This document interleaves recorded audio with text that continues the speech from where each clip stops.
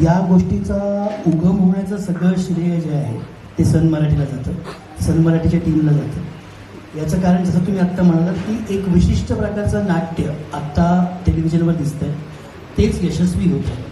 आणि अशा परिस्थितीमध्ये एक वेगळा मार्ग चोखाळायचा हे खूप कठीण असतं, आव्हानात्मक असतं. आणि सन मराठीने ते आव्हान स्वीकारलं. त्यांनी मला जेव्हा बोलवलं आणि त्यांनी सांगितलं की श्रीदादा आपल्याला एक अत्यंत सॉफ्ट अशी लव्ह स्टोरी करायची आहे आणि ती अशी असली पाहिजे की मी जर ह्या घरामध्ये आहे आणि ही बाजूची भिंत काढून टाकली तर बाजूच्या घरामध्ये नाट्य घडतंय असं वाटायला पाहिजे. इतकं ते खरं असलं पाहिजे आणि त्यामुळे त्या पद्धतीनेच ही मालिका बांधली. मला असं वाटतं की ह्या मालिकेची ताकद ही आहे की ही मालिका खूप साधी आहे आणि साधेपणामध्ये नाट्य पण असतं, साधेपणामध्ये सौंदर्य पण असतं आणि मुळात ते सौंदर्य आपल्या खूप जवळच असतं. कारण इतर कुठल्याही फिक्शनल मालिकेमध्ये ड्रामा क्रिएट करावा लागतो. या मालिकेमध्ये जे नाट्य आहे ते नाट्य तुमच्या आमच्या घरातलं नाट्य आहे. जसं आता अर्पिता आमची म्हणाली की प्रत्येकाला आपल्या घरातली वाटेल, तशी ही गोष्ट कदाचित प्रत्येकाला आपल्या घरामधली वाटेल. डेफिनेटली या मालिकेत पण कॉन्फ्लिक्ट आहे, कारण कॉन्फ्लिक्टशिवाय मालिका होऊ शकत नाही. पण तो कॉन्फ्लिक्ट जो तो खूप खरा आहे, खूप रिलेटेबल आहे. सो मला असं वाटतं की हा जो सॉफ्टनेस आहे आत्ताच्या काळाची गरज आहे. जसं अनेक वेळेला आहे म्हणजे कोंबडी आली की अंडा आली असं एक प्रश्न आहे, तसं टेलिव्हिजन बदलणे ही प्रेक्षकांची जबाबदारी का मेकर्सची जबाबदारी असाही एक प्रश्न आहे.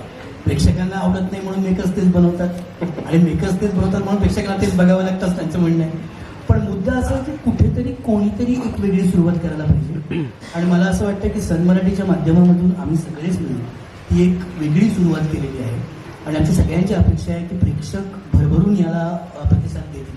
ज्या पद्धतीच्या मालिकांची प्रेक्षक आठवण काढतात सोशल मीडियावरती की त्या काळातल्या मालिका कशा होत्या, तर आम्हाला असं वाटतं की ही सगळी टीम मिळून त्यांना त्या काळात घेऊन चालली आहे.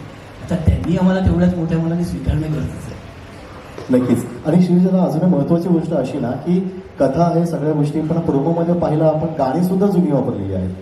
त्यामुळे बारीक बारीक गोष्टींवर अभ्यास केलेला आहे आणि बारीक गोष्टीवर अभ्यास करताना सगळ्यात महत्वाचा भाग येतो तो म्हणजे दिग्दर्शनाचा. तर माझा पुढचा प्रश्न आहे जयंत सरांना. प्रोमोमधून असं लक्षात येते की ही मालिका सध्याच्या इतर मालिकांपेक्षा वेगळी, हळूवारपणे उलगडत जाणारी प्रेमकथा आहे. दिग्दर्शक म्हणून तुम्ही या मालिकेकडे कसं पाहता? नमस्कार. आता शिरीषने बऱ्यापैकी गोष्टी सांगितल्या मालिकेबद्दल. तर आत्ताचा काळ किंवा जेव्हा इंटरनेटने आपल्या आयुष्यात प्रवेश केला, रीडिफ मेल या काळापासून आपला एकमेकांशी ना संपर्क तुटत गेला. एका घरात असतानाही एका फॅमिलीचे व्हॉट्सअप ग्रुप बनत गेले. नंतरच्या काळामध्ये व्हॉट्सअप आणि फेसबुकवर, इंस्टाग्रामवर फ्रेंडशिप्स व्हायला लागल्या. ब्लाइंड डेट्स नावाचा प्रकार सुरू झाला आणि ती माणसातल्या नात्यांमधली, इंटरपर्सनल रिलेशनशिपमधली ना गंमत हरवून बसलो आपण सगळे. ते कुठेतरी ना मिस होत होतं. कारण मी सुद्धा वडाळ्यात चाळीत राहिलेला मुलगा, नंतरच्या काळात ठाण्यामध्ये चाळीत राहिलेला मुलगा. तर चाळींमध्ये कसं असतं की एक घर किंवा एक बेडरूम असं नसतं. तर चाळीमध्ये 40 घर असतील तर 40 बेडरूम असतात माझे. मी कोणाच्याही घरात जाऊ शकतो, कोणाच्याही घरात काही खाऊ शकतो, कोणाशी काही सुखदुःखाचं बोलू शकतो. हे जे सगळं होतं ना, आता माझ्या बाजूच्या फ्लॅटमध्ये कोण राहतं ही मला माहीत नसतं. या सगळ्या गोष्टींना आयुष्यात मिस होत होत्या सगळ्या.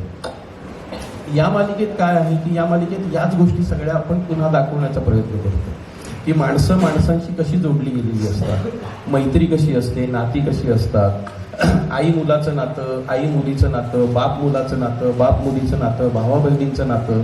हे नातं कसं एकमेकांशी कुठल्या धाग्याने बांधलेलं असतं आणि ते इतकं घट्ट प्रेमाचं नातं असून सुद्धा त्यामध्ये कॉन्फ्लिक्ट असतात छोट्या छोट्या गोष्टींवरून. म्हणजे अगदी डोमेस्टिक प्रॉब्लेम असतात, अगदी छोटे छोटे प्रॉब्लेम असतात. कंगव्याचा एक दात का तुटला पासूनचे आपले प्रॉब्लेम असू शकतात. म्हणजे आपण युक्रेन आणि रशियाचं युद्ध कधी थांबणार एवढ्या मोठ्या प्रॉब्लेमवर नाही बोलत, कारण तो आपल्या आयुष्याचा भाग नाही. आपल्या आयुष्याचा भाग हाच आहे की साखर संपली, आणायला कोण जाणार, प्रत्येक वेळेला आईनेच जायचं का, हे प्रॉब्लेम्स असतात ना घरातले. तर हे प्रॉब्लेम्स खूप गोड असतात, छान असतात. ह्या प्रॉब्लेम्समध्ये ना गंमत असते, मजा असते. आता आईशी वाद झाला, पुढच्या सेकंदाला आई म्हणते चल मला बाहेरपर्यंत सोड, हा चल चल आई रिक्षाने चल, चालत नको, संपला वाद.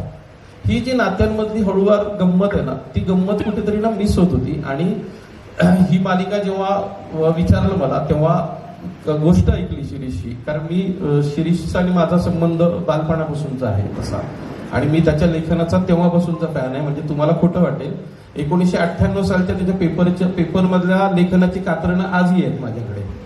इतकं मला त्याचं लिखाण आवडतं. आणि त्याने जे लिहिलंय ते इतकं छान आणि गमतीशीर होतं की ते करायला खूप मजा येणार होती.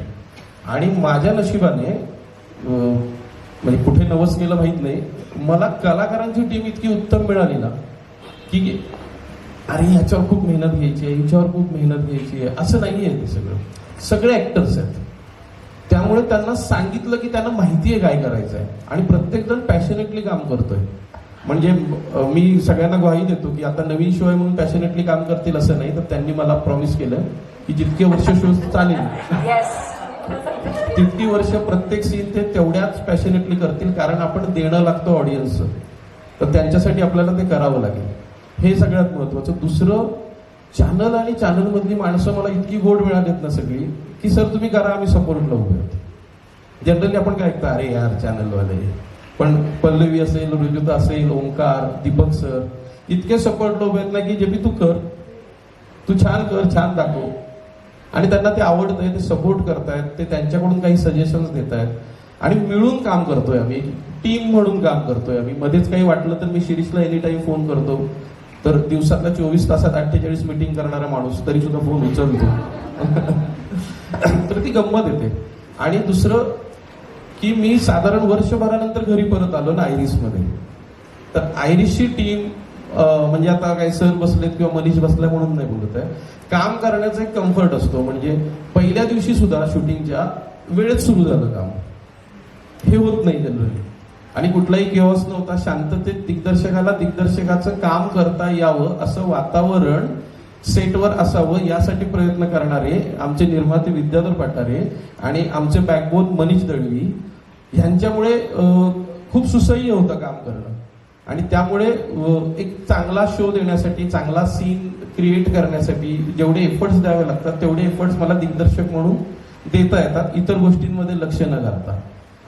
तर मला असं वाटतं की ही मालिका प्रेक्षकांनाही खूप आवडेल. प्रोमो तर अत्यंत सुंदर झाले, तिन्ही प्रोमो. म्हणजे असं असतं की आपल्याला खूप आवडतं, पण मी ऑलवेज डेव्हिल्स ॲडव्होकेट म्हणून काम करत असतो.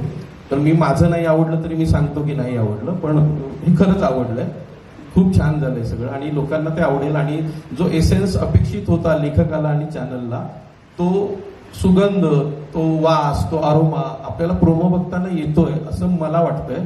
बाकी तुमची मतं तुम्ही सांगा. ऑडियन्सने तर सांगितलंय 1 मिलियन व्ह्यूज देऊ, बस इतकंच. बाकी थँक्यू. नक्कीच.